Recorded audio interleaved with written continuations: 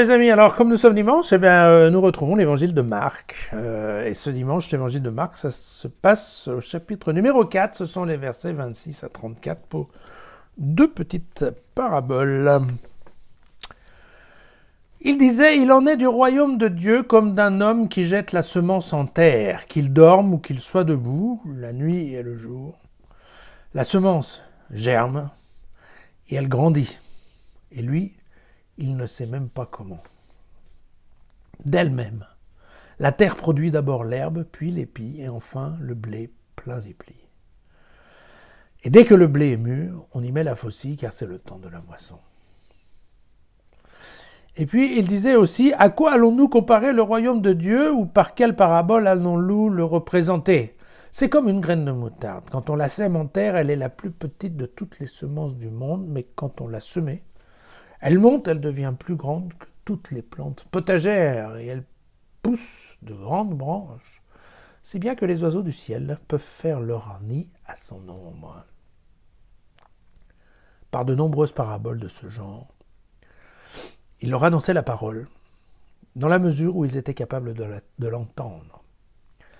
Il ne leur parlait pas sans parabole, mais en particulier, il expliquait tout à ses disciples.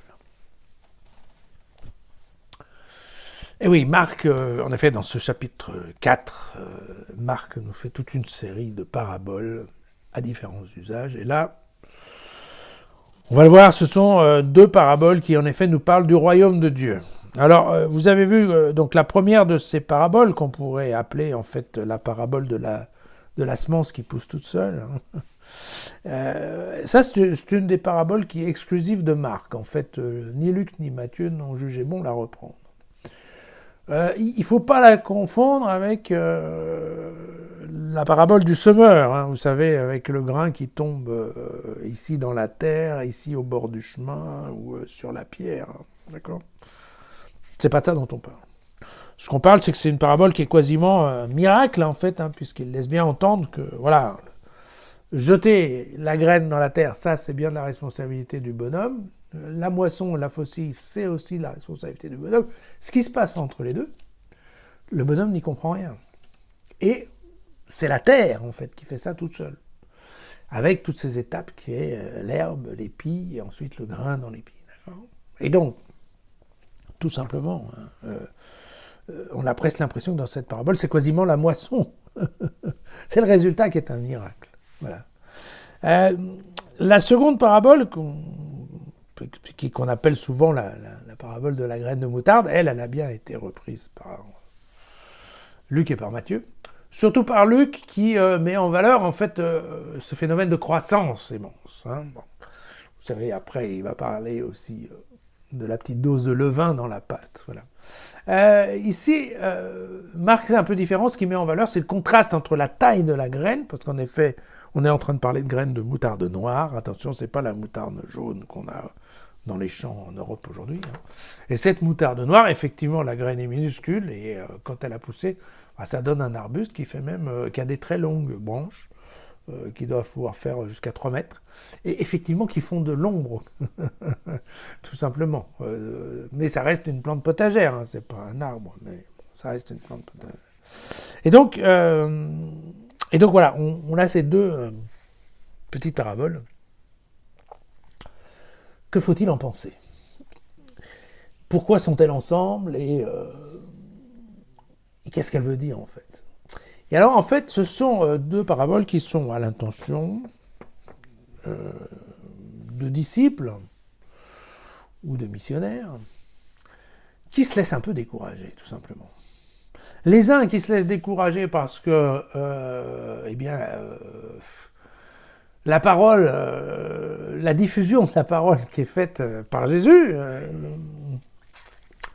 ça met quand même du temps à montrer quelques résultats, pour être très honnête. On voit bien que les Juifs, ça marche pas tellement. Hein. Et donc, absence de résultats à venir.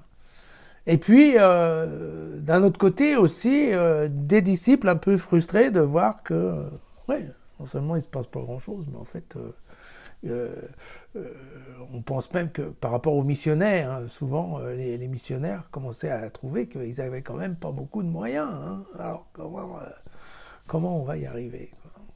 Et donc, et la réponse en fait hein, que donne Marc, eh ben, c'est d'un côté à ceux qui sont impatients, bah, écoutez, c'est comme ça. Vous avez fait, alors vous, Jésus, les disciples, hein, vous avez fait l'ensemencement, vous avez jeté la graine, mais maintenant il vous faut du temps. Attendez-vous pas à ce que demain il y a déjà les fruits qui tombent, parce qu'il faut tout le temps à la terre de faire son travail. Vous voyez, bon, évidemment, c'est pas forcément une parabole très réaliste. On sait bien qu'il faut mettre un peu d'engrais dans la terre, que tout n'est pas tout seul. Mais enfin, l'idée c'est ça.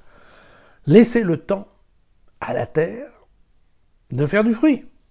Et donc, il faut laisser aussi le temps au monde de digérer l'enseignement pour que ça donne, en effet, un fruit. Et la deuxième parabole, elle s'adresse en effet aux missionnaires qui trouvent que sans moyens, on ne va pas faire grand-chose, en disant, mais non, vous inquiétez pas, votre graine, elle est toute petite, mais regardez le cas de la moutarde. Ensuite, ça devient très grand. Donc, ne vous découragez pas.